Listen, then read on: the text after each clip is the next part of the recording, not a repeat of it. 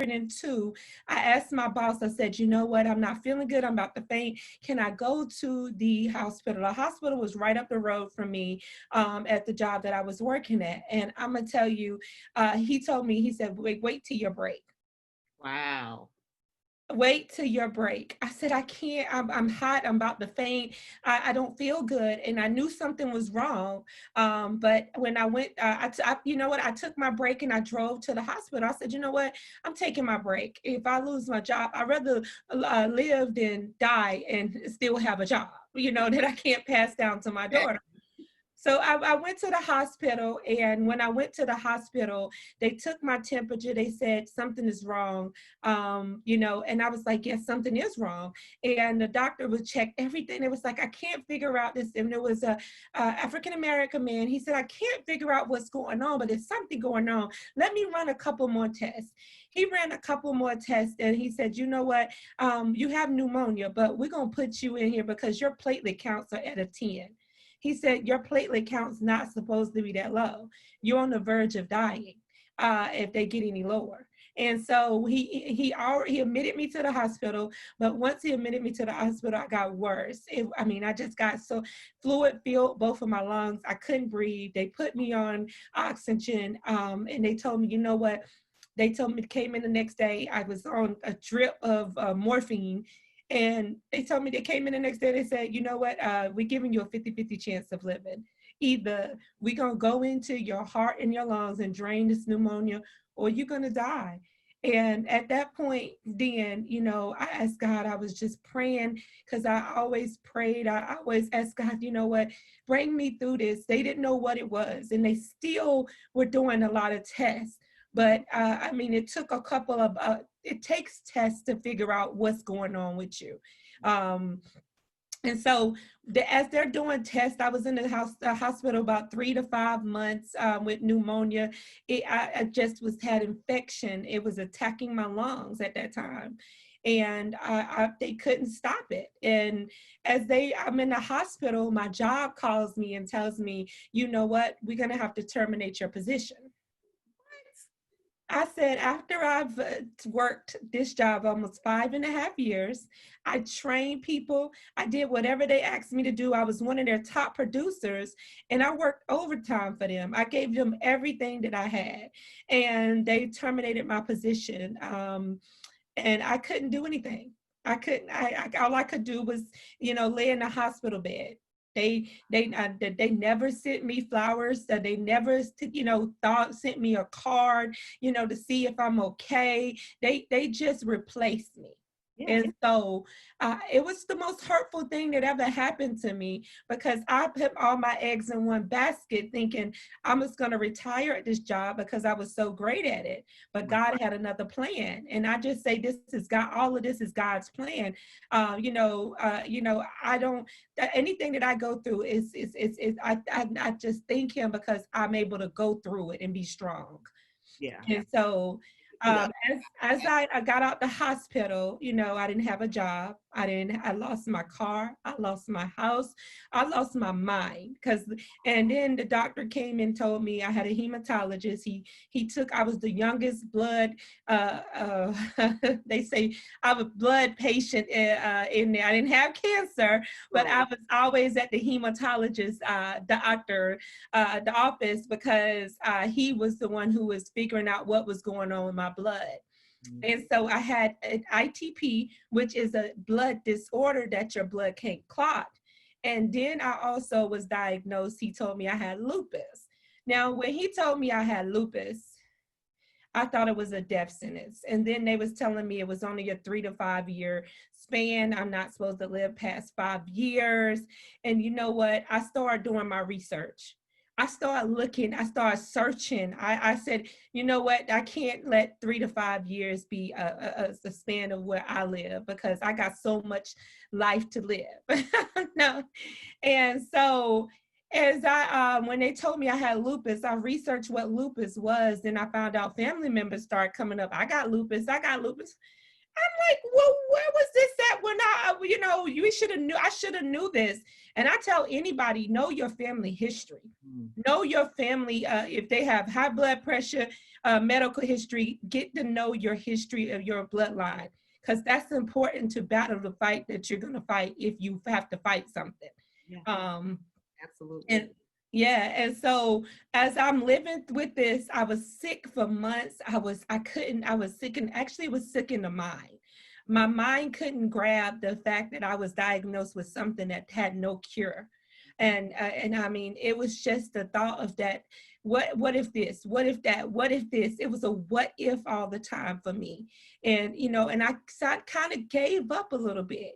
Because Mhm. sometimes we'll give up a fight and don't even, you be like, it's too much to handle.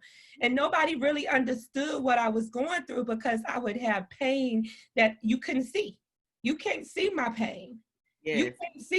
You can see my swelling in my hands and my feet, on my face, or you can see the rash that I get sometimes on my face from, when I used to get a rash, but it would depend on the condition of the weather outside, or, or my stress level. And so when I learned how to cope with it and maintain it, that's when I mean, everything exploded for me. Everything went, I mean, I got a new sense of life when I learned how to maintain this disease, because you can maintain it. You could, but it can overreact sometimes, and we don't have all control of it. But you can help yourself be able to live successful with this disease, and most people are, Yeah. and so as I'm in my bed, I'm doing business. I start looking on the internet. I was having issues going to the bathroom. So I looked for something to help me natural. I knew my grandma back in the day used onions under my feet to take a temperature out. And so I knew she used turmeric. I knew she used a different kind of organic herbs to be able to help heal my body. So I started looking for something to heal my body. I said, you know what? This medication is making me sicker and sicker. I was on 50 different medications, Wow. and every one of them had a side effect for another one and another one. And my head was hurting, my chest was hurting. I was just hurting even worse taking the medicine. And so as I'm taking the medicine, I'm like, I got to find something. This is not my life. I don't want to have to just schedule 50 medications in a day. And Yeah. I was crushing them. I was crushing medications. Oh So, my God. Our stories are so similar. I mean, it's just crazy, because I wasn't on 50, but I was on 14 different medications a day. And like you say, it's like you take the medication and you feel worse than you did before you took the medication. And then you get all these additional side effects that cause you to take more and more medication. And I was like, I was a pharmacist and I don't swallow pills. So I'm like you, I'm like, how am I going to get this stuff down? So I would literally sit there and look at the pills every day for like 30 minutes, like trying to convince myself to swallow the pills, and I have to be like, Corine, this is life or death. You have to do this, But I mean, just wasting time, wasting valuable time trying to figure out how to get this medication down, and I too had to start doing the research and trying to figure out what was my alternative. Unfortunately, when I was diagnosed, I really had been suffering with symptoms for like 10 years. And as you talk about your situation and, going into the office and training someone who was sick, it just like put a light bulb on for me, because I didn't start to experience symptoms until I went into the workforce. So when I was in college, and I was just, doing my thing, I was fine. But the moment I went into corporate America and was going into a pharmacy and working 40 plus hours a week, the symptoms hit. mm-hmm. And I would go back and forth to the doctor, back and forth, and nobody knew what was going on. And then for me, they started to give me excuses as to why I was experiencing the things I was experiencing. Oh, you're exhausted because you work all the time. Oh, your knees hurt, your joints hurt because you're standing all the time. Like, no matter what I said, they had an excuse. Down to, I remember combing my hair and it would just come out. Like it would just be clumps of hair, right?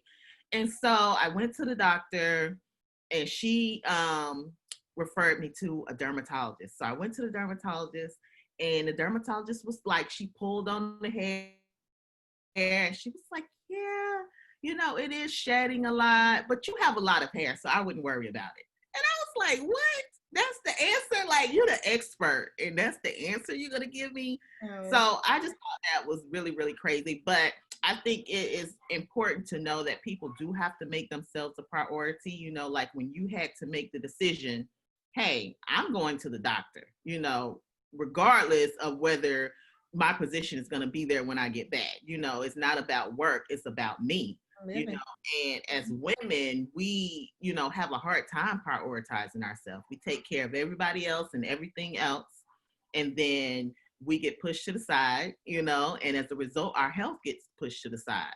So I commend you on making a decision to, you know, take care of yourself first, you know, and I encourage everyone out there to do the same. So I want to hear more about your story because I too had to look at alternatives because the only thing I was being offered was medication. Mm-hmm. Like you say, one medication lead to another side effect, which led to another side effect. And before you know it, you have a whole slew of medications that someone is trying to get you to take. And that's So the thing. Most people need to understand that they can reject the medication. You know your body better than anybody else. And so I can tell the doctor, look, if this she says this is this, and then I read the side effects and I'm like, I'm gonna have worse side effects if I take this medicine than if I don't. So, you know, I would deny medications and deny stuff from them. You know, I would definitely use wisdom, but me knowing me, I said I can't take that. And right, so, you know, as I start looking on the internet, like you said, alternatives, I start looking for, you know, all natural products. I start, you know, changing the way I eat. I start cleansing. You know, I started using Total Life Changes products and detoxing, because I couldn't go to the bathroom. And because I was on so many medications and I was on so much iron, I was on so many pain pills, I was so backed up and so hurt. And that hurts worse than anything, is being right, backed up or having all of that inside of you. I mean, it was just, and my head used to hurt. I used to be tired so much. I mean, and I used to sleep a lot because I was a little depressed. And so they gave me depression medicine, and some I forgot the name of it. I can't stand it, but but I mean, it was just so many medications to fight this thing called lupus. But I feel like when I start accepting it, and when I start accepting the fact that, okay, I have this, but it doesn't have me. I yeah, can get through this. yeah, And that's what changed my whole mindset about having lupus.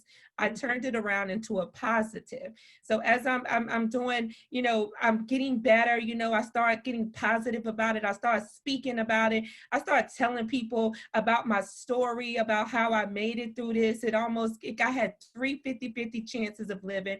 I was out, I mean, they went in my neck for lymph nodes.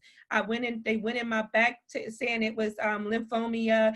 I had so many cancer diagnoses, breast cancer, any kind of lung cancer. They was thinking I had a spot in my lungs. They went in there and done a bronchoscope, and it's a bronchoscope. One of it was, I can't even say the name. Look, I done had so many things done on me that I can't even speak to say the name of them, and so many medications that I don't even know the name that I was taking. right. It's just, and so they gave me over three to four 50-50 chances of living every time. And I would tell them, you know what, God has the last say so. And so, you know what, I said, you know what, I didn't go through this for no reason. So let me just help someone else, because evidently God, I made it through this for me to help someone and reach back somebody else. And so that's why I decided to start Fight for Lupus. And Fight for Lupus is an organization that is formed. I put it down for a little while because I said, you know what? I'm not going to talk about lupus. I'm feeling better. I don't want to talk about it and bring it back up. I don't want to flare it back up. I don't want it to start acting up. Right, So, exactly. because unless you keep it out your mind, it won't be there. You won't think about the symptoms. You won't think about the pain. You won't think about what's going on in your body, that you have something that is incurable. They say it's not a cure, but we know it's God's going to make sure we have a cure. You know, it's a cure for everything. Yeah, But I feel like what you're saying about telling your story and just accepting it is so powerful. When I was first diagnosed with lupus, I was diagnosed. A week later, they said, "Oh, you're in kidney failure, stage 4 kidney failure. We need to do a kidney biopsy." I literally went back to work, still not prioritizing myself, still not putting me first, right? So I went back to work. And then that Friday, I had my kidney biopsy, went back to work on Monday, still just like, just like a robot, just like I just got to go, go, go, go, go. But I was doing all of this and I never told anybody at work that I had lupus. Like, it was like my little secret. And I realized it took me probably a good, I would say 9 months before I was able to tell anybody. And it freed me. You know what I'm saying? I felt like once I started talking about it, telling people what was going on so people could better understand me and, how I was showing up in the world every day, then I started to get better. They had put me on so many steroids till I gained like 30 pounds. mm-hmm. And so when I finally did talk about it at work, I was like, well, what did you guys think was happening? And it was like, well, we just guessed you ate too many burgers or something, so nobody would ask me about it, but it was just such a freeing experience. It was. Be able to talk about it and let people know what's going on with you. So yeah, I completely agree with you on that. Yeah, that's the thing. Some people you have to tell your story, and most people are ashamed that they have lupus, but lupus is not contagious. I mean, you can't catch it from nobody. It's hereditary. It's handed down from generation to generation, and it's more right now. It's the least recognized disease out here, and it's a more popular. I mean, more people have it than AIDS and ALS, and that's what the CDC that says. And so, right now, for us to be raising awareness is very important because they don't even recognize, but this that causes damage. Lupus causes so much damage to you mentally, physically. Most people that have lupus can't even work right now. They say what 80% of them can't work. Mm-hmm. And I feel blessed because I'm able to fight through the pain and fight through the mental, issues and continue to do a full-time job and also the Fight for Lupus organization and doing 2 different businesses on the side. So I feel blessed. Most people can't do that right now. And so us raising awareness is very important. That's why I decided to do the Fight for Lupus, because that organization is raising awareness. First of all, I lost my house, I lost my car, I lost everything. And majority of the reason why you have a flare up is stress. Yes. Stress is the number one reason for a flare up. It's the number one killer. So stress. So I mean, I wanted to be able to provide support for those that has lupus, because when I went to look for support, it was nobody there. Nobody could talk to me about lupus. Nobody understood what I was going through because no case is the same. You can't treat this as the same. Oh, she got this, so you're going to be all right. She lived 25 years. Some years lived to 1 and 2 years, and when most people used to tell me that. Most people say, my friend died from lupus. I'm like, do I want to hear that? Right.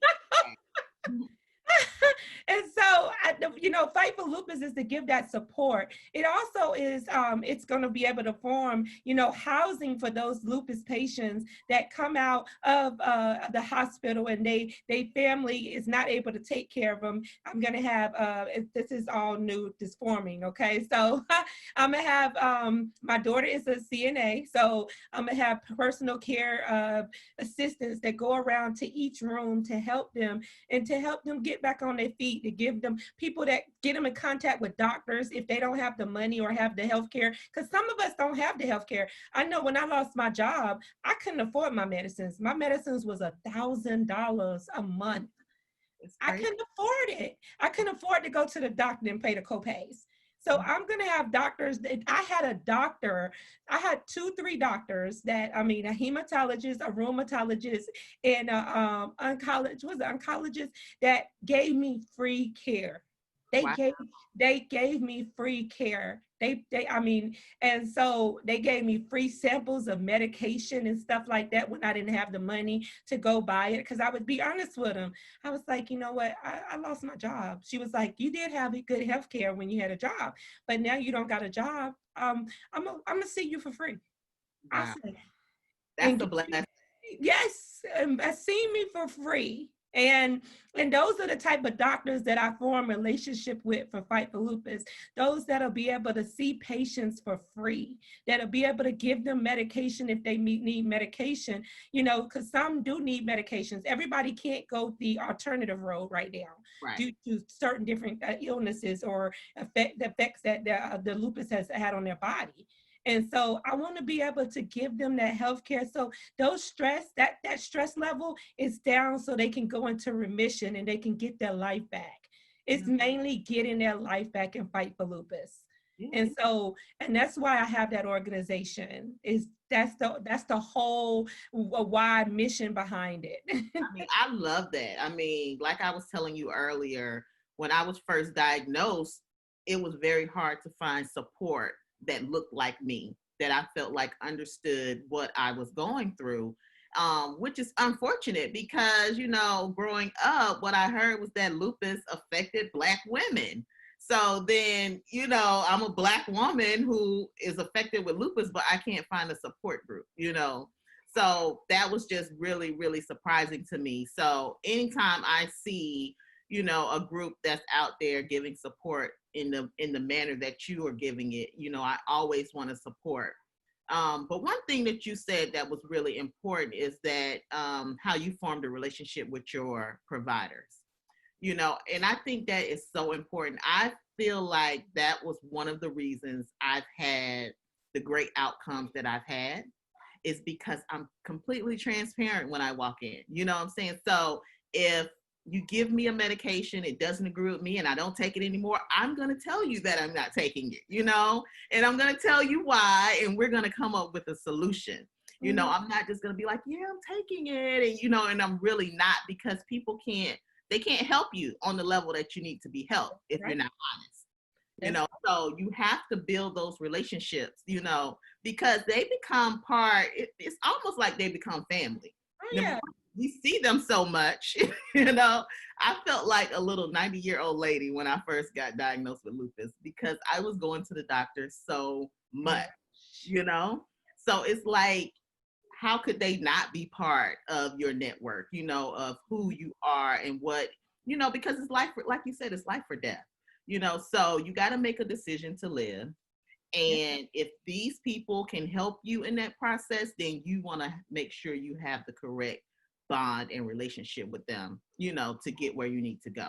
Oh, yeah, that's definitely important to have a good relationship and tell your doctors the truth.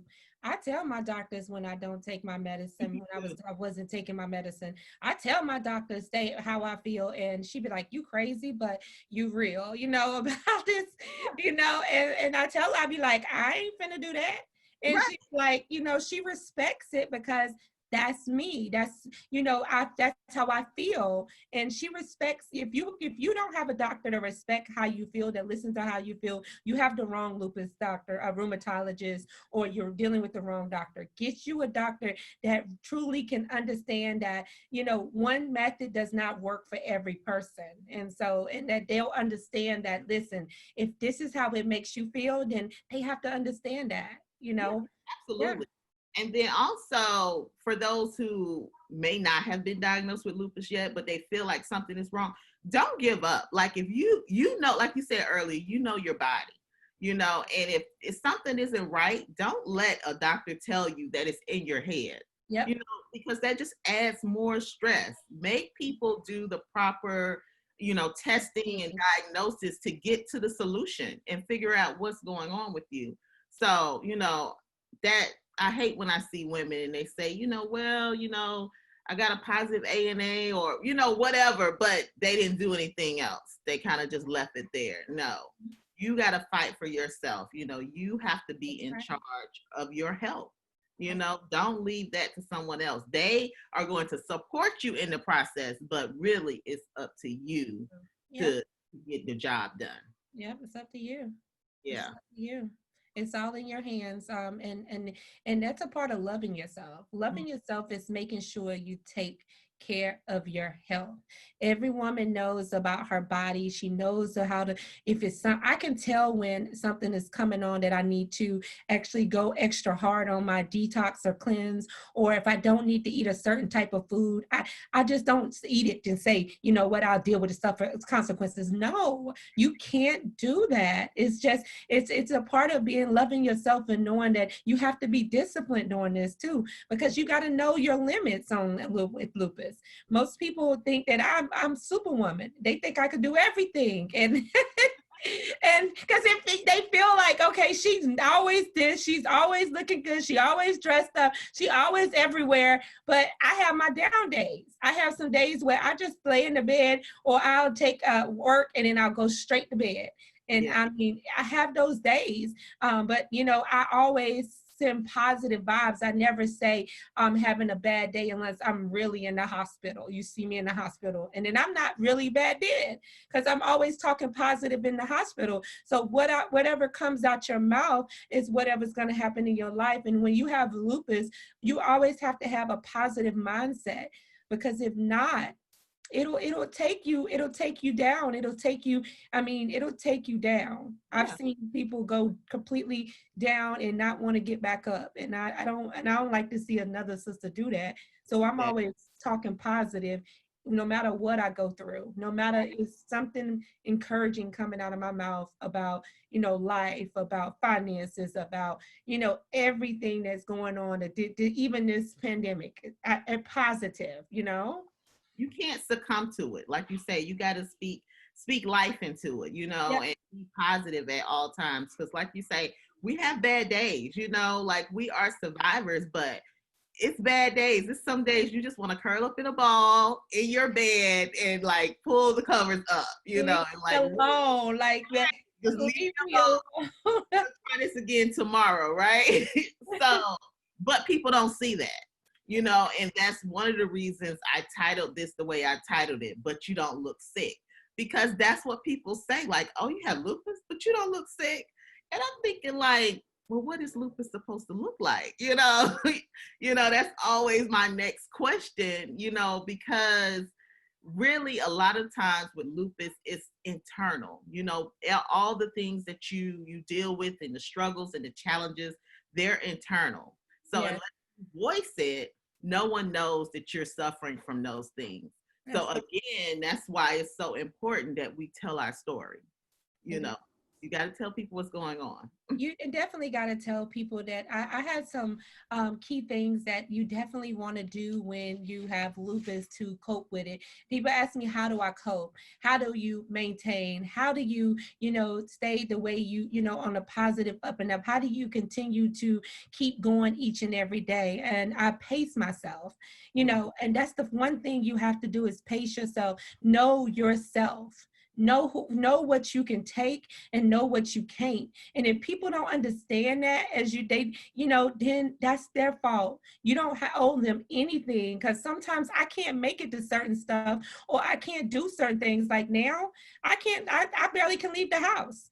I mean, because I'm a risk, and I'm a high risk, my doctor tells me. And so therefore, I don't want to jeopardize my life after I done came this far to go out into something that I know nothing about. They don't have a cure for, they don't have a vaccine or anything for that disease that's out there now. So I protect myself, and I know, listen, I have to protect myself from people sometimes. I can't let people get in my mind. I can't let people make me feel bad. I can't let people depress me. I can't let people disappoint me, you know? And so that's why I'm always being strong and doing what I have to do, because so anything could flare up lupus, you know? And so therefore I'm always on the guard. I have to heavily protect myself and love me. And if people can't understand that, then that's just their problem. You have to just let them listen, go research what's going on. And if you explain it and they still don't understand it, then I can't do anything about it. I can't. And that's my one thing that I do. And you need to communicate your needs to the ones around you. Most of my family don't understand lupus. Most people don't know what lupus is. They don't even know. And that's and they don't, I mean, until it happened to them, they will never understand. Yeah. And so that's one thing I tell you, communicate. You know, I have my daughter, she's 21. She still doesn't fully understand it, but she understands when I say I don't feel good, you know, and she knows if I say I don't feel good, I don't feel good. So, and everybody is not going to understand you. So just have patience with yourself. Have Mm. patience.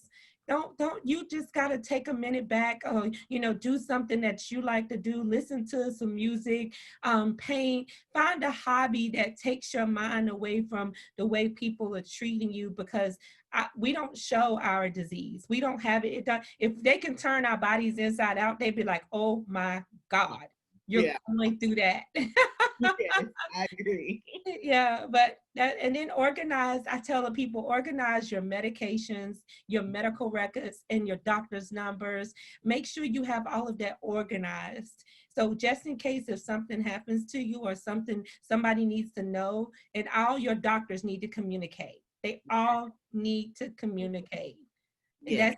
that's a way to be successful at you know, maintaining this disease is all they need to know. They need to talk. All my doctors talk. That Trust is me. so important. I agree. All of my doctors talked as well. Like literally, could be in the office with one and they would be calling the other. Yes. Like, Yep. oh yeah, nothing slipped under the rug. That's right.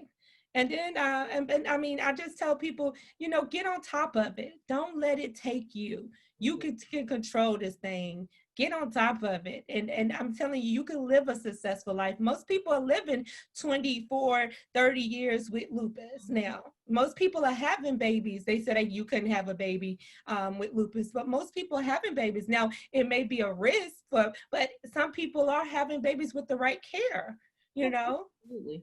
I've had two, so Oh, yeah, so it's you got possible. it's Okay. possible. But I like that you have those points because all of them are so important. Pacing, protecting, communication, patience. You know, it all at the end of the day sounds like self-love. That's You it. know, That's that's what it is. You know, if you gotta love on yourself. You know, don't wait on someone else to do it. You know, love on yourself. It's going to encourage you to take care of yourself. You it. know, so anything else you want to say to our viewers, to people who are lupus survivors, lupus warriors who are in the midst of it? Any advice, encouragement that you can give them? I want to tell the people that are feeling like they have lupus, you know, some signs are fatigue. I had blood, I couldn't, my blood couldn't clot, and then my blood was clotting a lot, and I would have blood clots, headaches, any kind of skin rashes, any kind of fever. If your body gets a fever, that's a clear sign that you want to go, that's infection. And so you definitely want to go in and get checked out if you have a fever. That's important. Also, I say abnormal, you know, we was ANAs. If A&E. you have ANA and your test positive for them, make sure you go see a rheumatologist, a hematologist, get with a specialist. A natural emergency room doctor can't give you any kind of advice about a specialty disease such as lupus. They Right. can't even know what to treat it. When I go in, they don't know how to treat me. And so they send me directly to it. They actually admit me right then. They don't even play. They say, you know what, we don't even know, so we're gonna admit you. So definitely you get with a specialist, and then the specialists come and see me about whatever it is that they test, and if they find positive or high or too low or something like that. And I also say get on some vitamins. Yeah. Vitamins is the number one thing you want to get on when if you have lupus. Vitamin D, I say, I mean, all your vitamins. Take your vitamins, ladies, Yeah. Yeah. because that's important. But I just want to tell people that if you're, feeling like it's something wrong, go check. Because I felt like it was something wrong, and it was. Yeah. It was. It probably saved my life. Yeah, I completely agree, because for me, what I tell people is don't give up, because I felt like something was wrong, but then I had experts saying, no, it's in your mind. Like, you're fine. Like, this is what all women are tired, So, and when I look back, I really had like classic textbook lupus, because I had the shedding of the hair. I Yeah. had the butterfly rash. I was tired. My joints hurt. Oh Like, God. it was so textbook classic. And it's like, you guys are telling me you don't know what's going on, or that this is in my head. Like, that was just absolutely crazy, Mhm. And even after I was diagnosed and, taking all of the medication and just deciding that that wasn't for me, um, and as a pharmacist, I'm never going to tell you don't take your medication. Oh no. It's based on you and your body, and again, that self-love, what's right for you, what's good for you, and you talked about the vitamins. Nutrition is so important. So for me, that completely changed the game. I wasn't like an unhealthy person that was like just eating junk food and fast food all the time. Um, but I started to just do the research and say, okay, well, what things, for me, I had a lot of inflammation, when it came to my kidneys, when it came to my joints. Mhm. So I'm like, what can I do differently, nutrition wise, to reduce the inflammation? So for me, that meant taking meat off the table, So I took the meat off the table. I reduced the sugar drastically, Yep. and it really changed my life. I came off pretty much all of my medication. And then because now the pain was gone, I was now able to start exercising. That's number one, too. Oh Third, my goodness. go and exercise can reduce stress. It can help you maintain your health. Exercises is very important after we can get maybe we might have a day where we have to sit in Epsom salt, but I mean, it's a day you have to do it. Yes. And what do you say to people, because a lot of times when people hear my story and they say, exercise, you're a personal trainer. Like, how are you doing that? And it's like, what would you say? What did your transition look like from being like really in pain to being at a level where you could exercise? How did Well, you get from one point to the other? like you said, I had a lot of inflammation in my joints, and that's another sign of, lupus is inflammation, swelling of the hands, the feet, and purple, blue hands. My hands used to be, yeah, and so I transitioned because I started cleansing. Like I told you, I started detoxing. I started eating right. Once I started getting the information down, then I was thinking about, okay, some days I would have stressful days, and I was still trying to work. I'm still working now at 8 to 5, and I work in the mental health field. So I'm actually counseling patients and getting them counselors, and so that's a stressful job. Talking to mental health patients, because they need help, and so I got to make sure I maintain my health to be able to help them. Yes. And so, and they don't know that I have lupus. They don't know what's going on with me. They don't know if I'm having a bad day, but I'm always, there for them because it's bigger than me. It's bigger than me. So I started, once the pain started, I started going to the gym. I started just walking. Me and my daughter, we walk, we'll go walking, or we'll go to the gym when the gym was open, almost 3, 4 times a week. Yeah. And like I said, I may have to sit in Epsom salt a little bit, but I'll be refreshed the next day to be able to fight the battle that I have to fight. I Mhm. promise you. And it gives me energy. It Yeah. gives me energy. It makes me feel better. Once you maintain your weight, it makes you feel good. You feel good. I tell people that all the time. I said, think about when you have worked out. Like, even though it may be like very like stressful or challenging to get there, to get to that point, after you finish your workout, you always feel good. You I don't do. know anybody who says, oh my God, mentally, like, I just don't feel good. I don't ever want to do this again. Mm-mm. No, it doesn't work like that. You're going to have energy. You're going to feel good. And like you say, it gives you that extra push to be able to go and fight lupus the next day.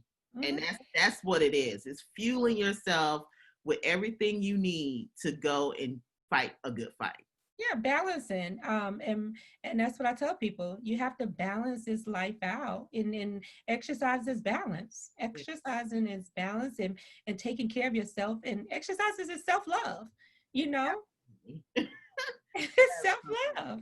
Absolutely. So if someone wanted to work with Fight for Lupus, what would they need to do? How would they go about that process? Just get contact with me. We do have volunteers because I'm looking to branch off in each state. And so my main goal is to have a chapter or organization in each state, because I don't want no person to be left behind. I don't. I felt like I was left behind when I was diagnosed with lupus, because some nights I was in the hospital bed by myself and I didn't have anybody to call on to. I didn't have anybody that was there holding my hand. And so, I mean, if I had a little bit more support, just imagine how much faster I would have got better, And so that's my main goal, is to let no one feel like they're by themselves, because you're not by yourself. Right now in America, it's 1 point almost 5 million people who have lupus. Mm-hmm. So you're not by yourself. Yeah. 1 out of 5 people have lupus, that means, and they're just not saying anything, or they just don't know. Well, they And don't. so, yeah, and I want people to know that. And most of us is women. And Yeah. so, and most of them African American, Latino women, and majority of them, maybe 15%, are children. So children are coming to have to deal with this. I had a friend that her son passed away from lupus, Wow. and yes, her son, he was like almost, I think, 15, and so it was that he fought this good fight. But if he, had someone, I think she has lupus too as well. But it's just the fact of the matter. I want people to know that they can lock arms with somebody who truly is going to make sure that if you need medications, we find you medications. That if you don't have the money, we find the resources. If you don't have the resources, we find you, get you back on your feet, reduce your stress so you can get better. And that's what Fight for Lupus is, being able to help those. Huh? I was just saying, I really appreciate that, because that is such a key part to battling lupus. It's just that support system, because you get that you're sitting in the doctor's office, you get that diagnosis, and then it's like, well, what do I do next? Who do I talk to? And like, unfortunately for me, none of my family members had lupus that I know of. Now that I've been diagnosed, in hindsight, they're kind of looking back, well, like, maybe, we need to get tested too, because we've experienced a lot of things that you've experienced. So it's like, I'm like the one that's like opening up everyone's eyes to the possibility, and making them take a second look at their health. But just as far as like what resources to go to, I was just very blessed in that the doctors that I went to were just they're so passionate about lupus. My rheumatologist, her half of her family has lupus, so she's very familiar with it. She is right there in the struggle.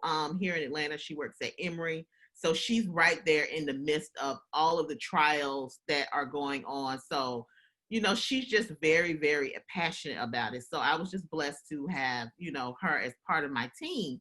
But everyone doesn't get that. I talk to people all the time. I was talking to this young lady the other day, and she's had lupus for about 5 or 6 years. Mm-hmm. And she really doesn't feel there's any difference from day one when she was diagnosed. See. And, so I encouraged her to look at other doctors. Don't feel like because you went to that doctor first, that's the doctor you have to stay with, Oh, you know? And I think people they don't have the confidence sometimes, or like you said, they just don't have the resources. They don't have the support. So they don't know, like, okay, this shouldn't look like this. Like, there are other options out there. So, I encourage people, again, prioritize yourself, take and care most, of you. yeah, take care of you. And most of them, rheumatologists, or it's like a 6 month wait. But let me explain something to you. When you got a doctor that got pull, she can get you in there. I had a doctor that had some pull. She got me in there in a week's time. So you got to talk to the right doctors that have the right connections that can get you into a practice a little bit faster than most people say. If you call and make appointment, but if your doctor call and refer you instead of referral, you get in there super faster than if you would call around yourself. And so that's what I tell most people. You tell your doctor or go to the right doctor, and that'll open the right doors for you. Yeah, you're right. I did the referral thing as well. And so I was in about a week. Yeah. And thank goodness, because I was in stage 4 renal disease. Like, So I needed to be there yesterday. So, yeah, yeah, I mean, yeah, yeah, yeah. yeah. And then I would tell No them, answer. yeah, and I would tell the sisters that have lupus, let me explain something to you. Lupus is not a death sentence. Mm-mm. Lupus is just the beginning. I tell that's when my life I start really living my life, is when I felt that it took me some moments to get over it, like I said, to accept it. But once I figured out that I have lupus, and my whole thing, my life changed. It changed the way I think. It changed the way I eat. It changed who I hung around. Yeah, It changed everything about me. I had to start taking life a little bit more serious yeah, and moving a little bit more at a steady pace towards what my purpose was and what my assignment and what I had in my mind that I wanted to get done. Because yeah. I'm thinking I have the rest of my life, but you never know. And so you get around people that are going in the direction that you're going, women that are like, Dr. Corine, that are pushing for us to learn more about this thing called lupus, because only 63% of people don't even know what it is, know about lupus. And so that's a huge number, and we have to come together to bring awareness. And if you tell your story, it's basically letting somebody know, look, this thing is not silent. We don't need to be silent about this. It's taking our lives, it's taking our income, it's putting us on disability. Some people are, I couldn't get disability. I tried. They denied me 3 times. So Wow. you know what I said? You know what? I said, okay, so it must mean I don't need to be on disability. It must mean that I have it's another way to get this thing out here. It's another way for me to get a source of income.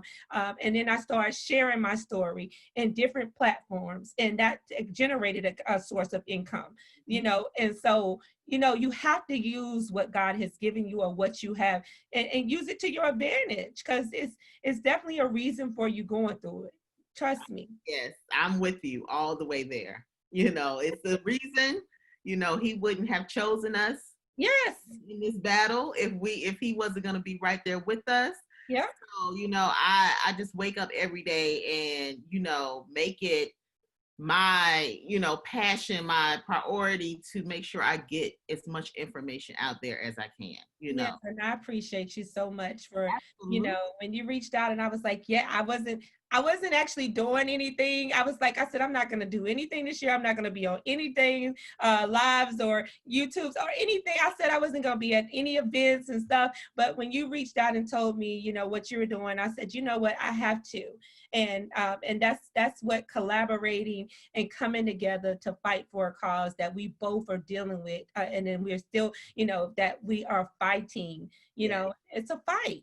It's a Well, fight. I appreciate you so, so much, for just taking time to, talk to the people and let them know your story, because that's what it's all about. Like you said, we got to get our story out there, and you got to keep telling your story, because you could possibly save someone's life, because it's really about staying in the fight, like you said, and not giving up, staying positive, and knowing that there are people who survive this, you Yeah, know, and you can do it. successful. So, yes. Successful, even celebrities. Selena Gomez has it. Mhm. Seal has it. Tisha off of Martin, not Tisha, but Tashina off of Martin. Pam off of Martin has it. Yeah. Nick Cannon has it. Tony Braxton has it. Snoop Dogg daughter has it. So it's so many people that have it. So you're not by yourself. You're not by yourself, and you could be successful at doing it because they're doing it as well. Exactly. Exactly. So, if you guys have any questions about lupus, want to reach out, we are here. We want to connect. We want to know who you are. We want to hear your story. How can they reach you, Shanail? Well, I have a website called Shanail Monique. It's SHANAIL MONICK .com. They can reach me on my website. They also can reach me on my social media, Facebook. I have a actual business page as well. They can reach out, inbox me personally. And then also I have a YouTube, so go subscribe. I'm going to be having new videos, talking about the Fight for Lupus organization, because it's gonna, it's taking new steps, new ground. And so yeah, I definitely want you to watch us through all of that, because it's gonna encourage somebody to make a move in their, and there's never too many. So if you decide you want to start an organization, I want to tell them, start it. It's never a competition. It's always just straight love and collaboration, And so, and then also, I'm on Instagram at Shanail_Monique, MONICK. So reach me on one of my social media platforms. I promise I will reach back to you, reach out back to you. I will write back, pray. I mean, whatever it is that you need from me, I'm definitely available. Now, I can't say I'm always available because we have those days. Right. Disclaimer though, but when I do reach back, it'll be in a timely manner. Yes. But I look forward to seeing Fight for Lupus grow. Anything that I can do to assist in the process, I am here, So Yes. you just reach out and collaborate, and anything you need to just talk. We need to say, hey, we having a bad day. I need somebody to help me get up out this bed. Like, call me. Like, we can That's be another thing. Finding with strong people, finding somebody else strong to talk to. So, and I would being strong is that people don't think you need anything, right? they don't. We do They everything. don't. We take care of it. We make it happen. So No. nobody thinks that Shanail actually needs anything, Yeah, Chanel. And Yeah. I thank God for having a 21-year-old daughter that is very mature and understanding and positive. She definitely will. She sometimes when I'm going left, she brings me back right. So I have to give her credit too. And she has a nonprofit that I am vice president on called Girls United for Life, because she has a powerful story that she went through when she found out I had lupus. She went through trafficking, she went through, depression, mental hospitals. And so now she's reaching back, helping young girls as well. So it's, yeah, Awesome. it's just not me. It's just me trying to motivate her as well, because I want her to be able to set her own tables. I Mhm. don't want to have her sit at everybody else's table and beg for a crumb or beg for something, beg for a seat. I want her to have her own seat at her own table. And that's So, so powerful. I have two little girls as well. So mine, they're younger, they're 5 and 7. But it's so important that we show them what being a survivor looks like. Being an entrepreneur, a businesswoman, just, being able to pass on all of those gifts to them. That is going to set them up for success. So Yeah. And I know they're watching their mom because I know, but that's what they look at. They look at how we go through stuff. yeah. And if they see that I mimic how my mama went through stuff, that's how I'm able to fight this thing called lupus. And I'm able to win because I seen her go through stuff that I couldn't even imagine going through at that time. But she went through it and with a smile and looked good doing it and never missed a beat. And so that's where I get it from. That's why when I'm in the hospital, I never miss. I'm up getting ready. I tell them, give me my clothes. I'm not wearing no hospital robe. I'm not wearing no hospital socks. I don't want that. Give me my clothes. Give me my makeup. Give me my curlers. Let me look good in here. Even if I don't feel good, I'm on the drip. You know, the morphine Right. drip. But that's how you encourage somebody else, is how you go through, and they looking at that and they mimicking that, and that's going to give them the encouragement and the power to continue to fight and move on. And Yeah. Thank you again so much for being here. If you guys, again, my name is Dr. Corine T. Farabee. I'm a pharmacist, I'm a personal trainer, but most importantly, I am a lupus survivor. So if you guys have questions, concerns, comments, you want to share your story, definitely reach out. You can reach out to Dr. Corine Farabee Consulting.com, or you can you come to my Facebook page, Instagram, or on LinkedIn, and you can DM me there. So until then, you guys stay strong and just love on yourself. And we'll see you next time. night.